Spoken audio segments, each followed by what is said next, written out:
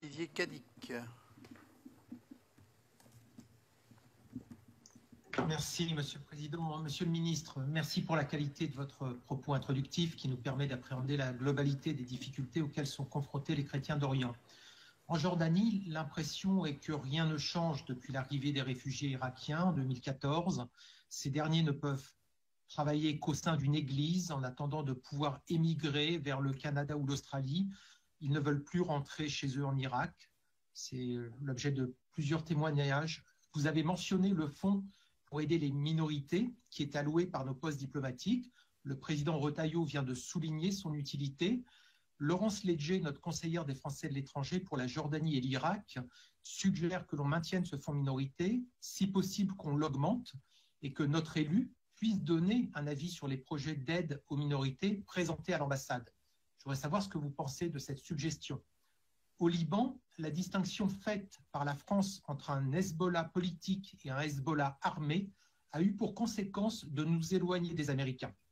Cela est un des paramètres qui a contribué à diviser les chrétiens du Liban. Cela a également eu pour effet de créer un désarroi chez les chrétiens du Liban, qui sont les premiers candidats au départ du Liban. Mécaniquement, cela renforce le Hezbollah et la ligne Téhéran-Damas. Rien n'est pire, Monsieur le Ministre, pour la France que de menacer de sanctions et de ne rien faire.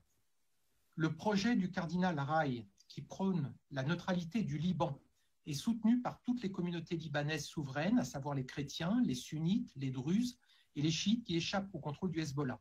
Ce projet n'a toujours pas eu d'écho dans la diplomatie française.